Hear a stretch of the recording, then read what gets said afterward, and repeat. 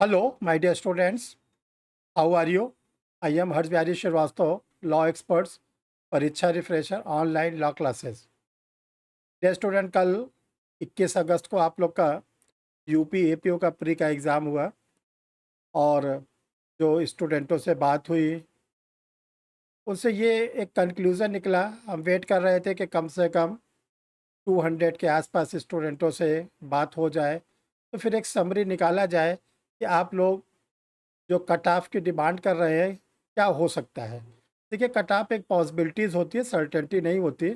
इससे उम्मीद किया जाता है कि जो पेपर आया, जितने स्टूडेंट अपीयर हुए, इन सब के बेसिस पर कि कट ऑफ क्या हो सकता है।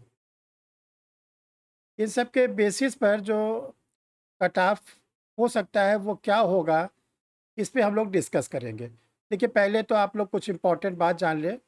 आज इलाहाबाद के लोकल न्यूज़पेपर में इस बात को निकला है फ्रंट पेज पर कि 51% स्टूडेंट एग्ज़ाम में अपीयर नहीं हुए। तो जो कैंडिडेट अपीयर हुए थे वो टोटल जो एडमिट कार्ड इशू हुए थे 64,000 के, 64,000 स्टूडेंटों के एडमिट कार्ड इशू हुए थे, यानी उन स्टूडेंटों ने फॉर्म फिलअप किया था। बट कल की जो अपीयरेंस थी इलाहाबाद और लखनऊ दो सेंटर पर, उसमें से 51% स्टूडेंटों ने परीक्षा को छोड़ दिया। तो हम ये उम्मीद करते हैं कि जो कल अपीयरेंस था वो अपीयरेंस लगभग 30,000 30,000 के आसपास स्टूडेंट का अपीयरेंस था। एक तो ये बहुत इम्पोर्टेंट आप लोग को जानना है। दूसरा, डियर स्टूडेंट, कल का जो पेपर था उसमें आप लोगों के लिए जो जनरल स्टडीज़ का पेपर आया था, और जनरल स्टडीज़ में खासकर जो हमने देखा साइंस का पोर्शन था और जो वर्ल्ड ज्योग्राफी का पोर्शन था, वो किसी न किसी तरह से देखा जाए तो सिविल सर्विस के जो पेपर्स होते हैं उससे थोड़ा हाई ही स्टैंडर्ड का था। और जो हमारे जुडिशियल सर्विसेज के स्टूडेंट होते हैं, एपीओ के या एडीजे के, सिविल जज के, वो थोड़ा सा जनरल स्टडीज़ पे ध्यान कम देते हैं। इसलिए कि जनरल स्टडीज़ का जो 50 क्वेश्चन था उसमें से हमने जो पूरा पेपर को देखा 15 से 16 क्वेश्चन सच में टफ थे। तो वो सभी के लिए टफ थे। दूसरी चीज़, जो इंडियन पेनल कोड का क्वेश्चन था आईपीसी का, उसमें से 5-6 क्वेश्चंस आप लोगों के लिए बहुत ही टफ बनाए गए थे एग्जामिनर के द्वारा। तो पूरा जो आप लोग का एनालिसिस किया गया, एनालिसिस के बाद जो कट ऑफ सामने दिखाई पड़ रहा है वो हम आपको बताना चाहते हैं।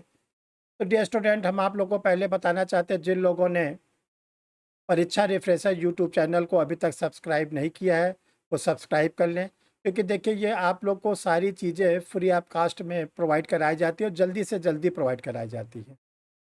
आज जैसे भी फ़ोन के द्वारा बहुत से स्टूडेंट पर्सनली आके सर से मिले, बहुत से फ़ोन के द्वारा बात किए, बहुत से मैसेज के द्वारा बात किए, तब जाके हम इस निष्कर्ष पर पहुँचे कि आप लोगों को कुछ कट ऑफ बताया जा सकता है। तो इसके लिए आप लोग परीक्षा रिफ्रेशर यूट्यूब चैनल को जल्दी से जल्दी सब्सक्राइब कर लें, बेल आइकन को प्रेस कर लें। इससे फ़ायदा ये होता है कि जो भी लेटेस्ट बातें होती हैं वो आप लोग को जल्दी से जल्दी बता दी जाती है। तो डियर स्टूडेंट, हम लोग आज आते हैं जो मेन मुद्दा है हम लोगों का, कि कट ऑफ पर। तो देखो, जो एक सामने पिक्चर आ रही है और ये उसी तरह होता है जैसे आप देखते हो मीडिया के लोग एग्जिट पोल दिखाते हैं। तो बस उसी तरह एक पॉसिबिलिटीज़ है और हम उम्मीद करते हैं ये पॉसिबिलिटी सर्टेनिटी में भी बदलेगी रिजल्ट आने के बाद। तो कुछ सबसे पहले जो जनरल कैंडिडेट हैं, तो जनरल कैंडिडेट है उनकी जो कट ऑफ जा सकती है, जो हमें पूरी संभावना है, वो जा सकती है 150, 115 से 120 आउट ऑफ 150 क्वेश्चंस। 150 नंबर का आप लोग का पेपर था और ऐसे स्टूडेंट जिनका ग्रैंड टोटल 115 से 120 की रेंज में है, वो अपने को उम्मीद पूरी रखें कि वो प्री क्वालिफाई करेंगे और वो मेंस की तैयारी शुरू करें। देखिए दूसरा है जो ईडब्ल्यूएस के कैंडिडेट हैं, वीकर क्लास के, जिनको फॉरवर्ड में भी 10% का रिजर्वेशन दिया गया है, उनके लिए 110 से 115, 110 से 115, वही आउट ऑफ 150 क्वेश्चंस। तीसरे नंबर पर आते हैं ओबीसी कैंडिडेट। देखिए ओबीसी कैंडिडेट में स्टूडेंटों ने बहुत अच्छा पेपर किया है, काफ़ी स्टूडेंट से बात हुई और ये एक तरह से जनरल की मेरिट के बराबर ही टक्कर दे रहे हैं, क्योंकि आप लोग के पास नंबर ऑफ पोस्ट ज़्यादा नहीं है, इसीलिए ध्यान रखिएगा मेरिट मैक्सिमम 1 या 2 नंबर पे ख़त्म हो जाएगी। चाहे वो जनरल की मेरिट होगी, मैक्सिमम 2 या 3 नंबर में भी जनरल की ख़त्म होगी, ईडब्ल्यूएस की भी 2 से 3 नंबर में ख़त्म होगी, और जो ओबीसी कैंडिडेट है इनका जो देखा गया, इनका भी 110 से 115 आउट ऑफ 150 क्वेश्चंस। जो एससी कैटेगरी के स्टूडेंट हैं, इनका जो एनालिसिस किया गया, इनका एनालिसिस ये है कि जो एससी कैटेगरी के स्टूडेंट है 90 से 95 अगर इस रेंज में आते हैं तो ये भी 100% क्वालिफाई करेंगे। और देखिए जो एसटी कैटेगरी के स्टूडेंट हैं, इनसे हमारी ज़्यादा बात तो नहीं हो पाई, केवल हम इनसे बहुत ही कम स्टूडेंटों से बात हुई, तो इनका जो एनालिसिस है वो हमको लग रहा है कि अगर ये 80 के आसपास पा जाते हैं, 70 से 80, तो एसटी कैंडिडेट इसमें क्वालिफाई करेंगे। देखिए जो यूपी के बाहर के स्टूडेंट हैं, चाहे वो ओबीसी हो, एससी हो, कुछ भी हो, वो यूपी में ट्रीट होंगे जनरल, ये ध्यान रखिएगा। तो ये आप लोग के एक मेरिट है, और जिसको आज हम पॉसिबिलिटीज़ कह रहे हैं, कट ऑफ जो होता है ये पॉसिबिलिटीज़ होता है डियर स्टूडेंट। लेकिन जो हमने पूरा आप लोग के लिए एनालिसिस किया, ये 100% हमें तो पूरी उम्मीद है ये पॉसिबिलिटीज़ कन्वर्ट हो जाएगी सर्टेनिटी पे, और ज़्यादा नहीं, केवल नेक्स्ट वीक में ये पिक्चर क्लियर हो जाएगी। कैसे नेक्स्ट वीक पे पिक्चर क्लियर होगी? नेक्स्ट वीक में public service commission answer sheet जारी करेगा। जब आंसर शीट जारी करता है तो देखो जो कमीशन का आंसर है उसे आपको मिलान करना पड़ता है, और उनके आंसर से जहाँ पर कंट्राडिक्शन आपको लगता है कि कमीशन का आंसर और हमने जो लगाया है उसमें बहुत अंतर है, तो आप प्रोटेस्ट कर सकते हैं। लेकिन आपको टेक्स्ट बुक या बे रेट की प्रोविज़न को बताते हुए, क्योंकि जो किसी स्टैंडर्ड टेक्स्ट बुक में या बे रेट में कोई बात लिखी गई है और आपने उसी के आधार पर आंसर दिया है, और कमीशन का आंसर कुछ और कह रहा है, तो ऐसे कंडीशन में तब आप प्रोटेस्ट कर सकते हैं। और जिस दिन आप लोग का आंसर जारी होगा कमीशन की ओर से, मैक्सिमम 10 दिन के अंदर आ जाएगा, तो आप लोग मिला लीजिएगा, और इसके बाद जिसको प्रोटेस्ट करना हो ज़रूर प्रोटेस्ट करिए। ये मत सोचिएगा हम प्रोटेस्ट करेंगे तो कमीशन नाराज़ होगा, हमारे रिजल्ट पर असर पड़े, ऐसा कुछ नहीं है। ये तो आप लोग को लीगल राइट्स मिला है, कमीशन ने आपको लीगल राइट दिया ऑनरेबल सुप्रीम कोर्ट के, हाई कोर्ट के जजमेंट पर, आप लोग उसको प्रोटेस्ट भी कर सकते हैं। तो डियर स्टूडेंट, ये आप लोग अपना कट ऑफ देख लीजिएगा। और एक चीज़ आप लोग को बताना चाहते हैं कि जो स्टूडेंट सर से जुड़े रहे परीक्षा रिफ्रेशर लॉ क्लासेस से, या जिन्होंने परीक्षा रिफ्रेशर लॉ क्लासेस का एपीओ का नोट्स मंगाया, IPC, CrPC, evidence, police act, police regulation और जनरल स्टडीज़, हमने तो पूरा लॉ के नोट्स आप लोग के लिए पब्लिश किए थे, वो आप लोगों ने भरपूर मंगाया। इसका हमने परिणाम ये देखा कि 92 क्वेश्चन आउट ऑफ 100 जो लॉ के थे, 92 क्वेश्चन या तो लॉ के नोट से आए हैं, और या जो आप लोग को बराबर पढ़ाया गया, तो बहुत अच्छा परफॉर्मेंस रहा। जनरल स्टडीज़ में अभी हम आप लोग को नहीं बता पाएंगे कितना परफॉर्मेंस था जो सीरीज का था, लेकिन लॉ का परफॉर्मेंस तो बहुत अच्छा था। और देखो डियर स्टूडेंट, आप लोग को एक अपडेट और देना चाहते हैं कि जो सर की परीक्षा रिफ्रेशर ऑनलाइन लॉ क्लासेस है, उसके नए बैचेस स्टार्ट हो रहे हैं, और ये जो नया बैच है वो यूपी जुडिशरी के लिए समर्पित है, और एपीओ के भी बैच स्टार्ट हो रहे हैं। इसमें 2 पेपर आप लोग का स्टार्ट होगा। एक तो जूरिस्प्रूडेंस स्टार्ट होगा, जिसको हम लोग फादर ऑफ द लॉ कहते हैं, 1 सितंबर से ये स्टार्ट हो जाएगा शाम को 7 बजे गूगल मीट पर। इसका रजिस्ट्रेशन हो रहा है, आप लोग अपना रजिस्ट्रेशन करा के और एडमिशन ले सकते हैं।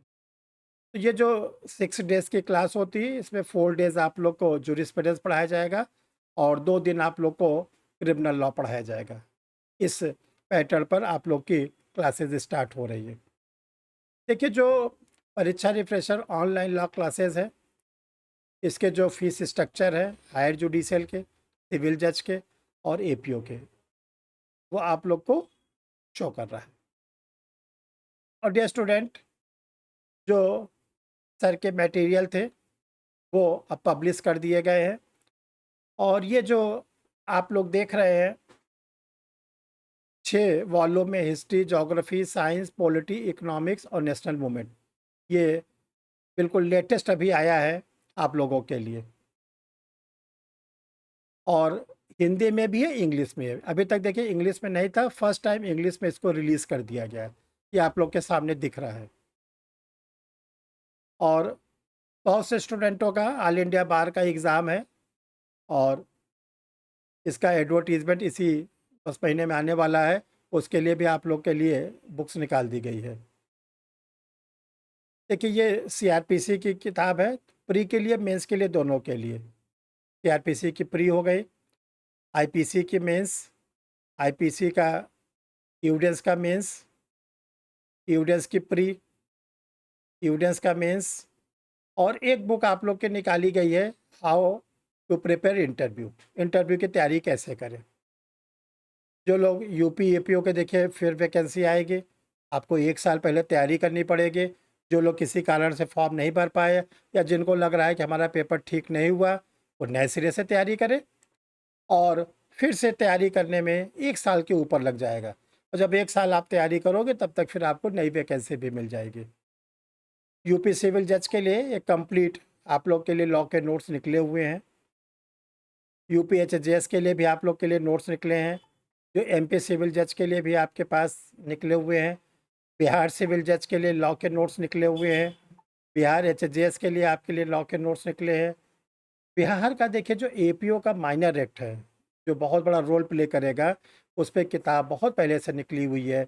उसका नया एडिशन भी आप लोग के सामने आ गया है। बिहार एपीओ के प्री के लिए मैटर आप लोग के सामने निकला हुआ है।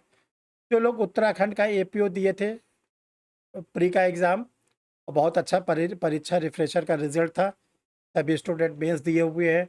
फिर उनके लिए प्री का फिर मैटर रिलीज़ कर दिया गया है। जो लोग उत्तराखंड का एपीओ देना चाहते हैं, सिलेबस यूपी से मिलता जुलता है, तो उसके लिए भी आप लोग के पास मैटर दिया गया है। और डियर स्टूडेंट, आप लोग जल्दी से जल्दी परीक्षा रिफ्रेशर यूट्यूब चैनल को सब्सक्राइब कर लिए, बेल आइकन को प्रेस कर लीजिए। और तो आपको ये ऐसे वीडियो आगे मिलते रहेंगे। और कल हमने कुछ आप लोग को जब एपीओ का पेपर सॉल्व कराया था, तो कुछ क्वेश्चन हमने आप लोग को छोड़ दिया था। तो देखिए, कुछ क्वेश्चन पे जो डाउट था, वो चूँकि आंसर कल आपको दिया गया, उसको हम आप लोग को फिर से अमेंडमेंट करके समझा रहे हैं। उसको आप लोग समझ के तब आंसर को करें। देखिए, जो हमने कल आप लोग को सॉल्व कराया था बुकलेट, जो सीरीज थी डी, तो आप लोग क्वेश्चन वाइज इसको ध्यान से समझें। देखिए, एक क्वेश्चन आया था आप लोग का,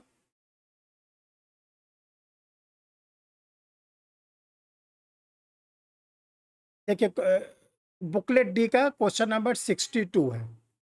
62 हम क्वेश्चन पढ़ रहे हैं, हो सकता है आपके ए नंबर की सीरीज हो या बी हो, जो भी हो। आप क्वेश्चन के डी का तो 62 है।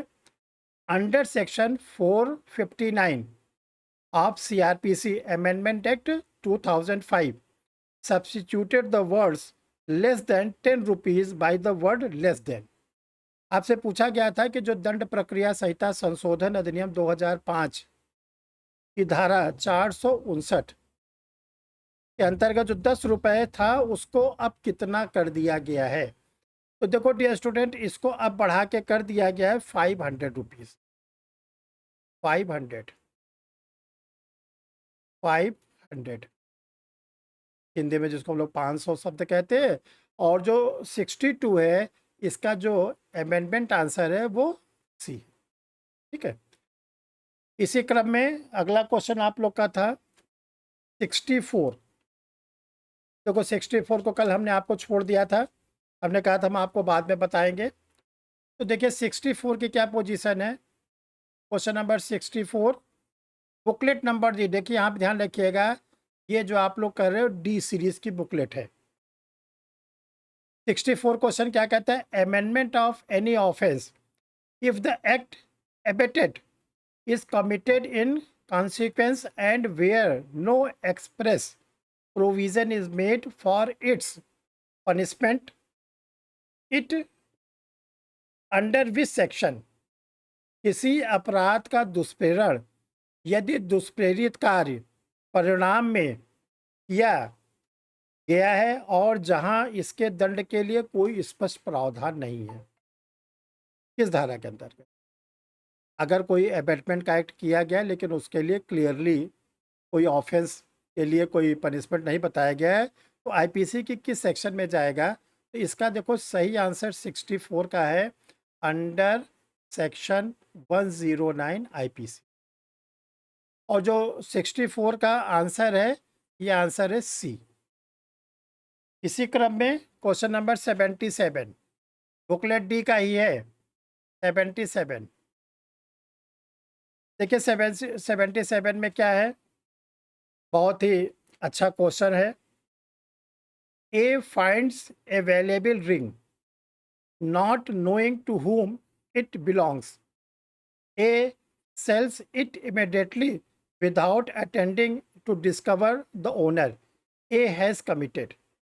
A को हिंदी वर्ड ए को एक मूल्यवान अंगूठी मिलती है, वह नहीं जानता कि वह किसकी है। क उसके स्वामी को खोज निकालने के प्रयत्न किए बिना उसे तुरंत बेच देता है। क ने कौन सा अपराध किया। देखिए जो क्रिमिनल मिसएप्रोप्रिएशन होता है, जिसको हम लोग कहते हैं संपत्ति का आपराधिक दुर्विनियोग, आप लोग को पढ़ाया गया है, बताया गया है, लिखाया गया है कि अगर कोई हम अनक्लेम्ड प्रॉपर्टी को, लावारिस संपत्ति को उठा लेते हैं, देन नो ऑफेंस, कोई अपराध नहीं। लेकिन अगर हम उसको कन्वर्जन कर लेते, अपने लिए प्रयोग कर लेते, जैसे कि ए ने किया, यहाँ पर ए क्या करता है, बिना पता लगाए कि इसका स्वामी क्या है, बेच देता है। तो ए ने जो ऑफेंस किया है वो dishonest miss appropriation of property, that is answer D. संपत्ति का आपराधिक दुर्विनियोग का अपराध मिस्टर ए ने किया है। ये आप लोग अपने आंसर को नोट कर लीजिएगा। और ये क्वेश्चन और था सेक्शन नंबर 90, बाकी सब आप लोग का ठीक है। और क्वेश्चन नंबर 90 देखिए क्या कहता है। 90 जो मैच कराने का है, क्वेश्चन नंबर 90 देखिए, जो ये मैच कर सीआरपीसी के सेक्शन है और अपील से जुड़ी है। जैसा आप लोग जानते हैं कि सीआरपीसी में जो अपील है वो सेक्शन 372 से लेके 394 में दिया गया है। इसी रेंज में ये पूछा गया है। तो आप लोग को एक तरफ अपील के प्रोविज़न दिए गए और दूसरी तरफ सीआरपीसी के सेक्शन दी गई है, लिस्ट फर्स्ट और लिस्ट सेकंड। तो इसमें जैसे दिया गया है ए, अपील्स फ्रॉम कन्विक्शन। कन्विक्शन की अपील किस सेक्शन में होती है, तो ये है 374 ए का 4। नो अपील पिटी केसेस, यानी जो पिटी केसेस होते हैं उसकी अपील नहीं होती, और ये आप लोग को खूब पढ़ाया गया है, खूब बताया गया है 376। तो ये ध्यान रखिएगा, इस क्वेश्चन का जो आंसर है वो सी है। तो डियर स्टूडेंट, ये 4 क्वेश्चन थे, इसको आप लोग अमेंडमेंट कर लीजिएगा, ठीक है। और अपना आंसर चेक कर लीजिए, जो आप लोग को मेरिट बताई गई है, कट ऑफ पॉसिबिलिटीज़ है। अगर उस रेंज में आप आते हैं तो मेरा तो सजेशन आप लोग के लिए ये है कि आप लोग अपनी मेंस की तैयारी में लग जाइए, एक दिन भी ख़राब मत करिए, क्योंकि रिज़ल्ट आप लोग का बहुत जल्दी आएगा। ये वैकेंसी तो आप लोग का याद होगा कि 10 जुलाई को ही एग्ज़ाम होना था, किसी फेस्टिवल की वजह से इसको पोस्टपोन करना पड़ा था। तो कमीशन इसका रिज़ल्ट बहुत जल्दी दे के आप लोग का मेंस लेगा। तो मेंस में आप लोग को how to write correct answer के तहत अपने आंसर को लिखना है, उसको आप लोग तुरंत शुरू कर दीजिए। और मेंस का अगर आप लोग को मटेरियल चाहिए, आईपीसी, सीआरपीसी और एविडेंस, ये 3 का मैटर ऑलरेडी रेडी है, क्वेश्चन आंसर फॉर्म में है। और डिगलॉट में है, हिंदी इंग्लिश दोनों में। तो आप इसको मंगा के इसको पढ़ सकते हैं। Thank you my dear student, फिर मिलते हैं अगले आप लोग के साथ कोई अच्छे से वीडियो के साथ।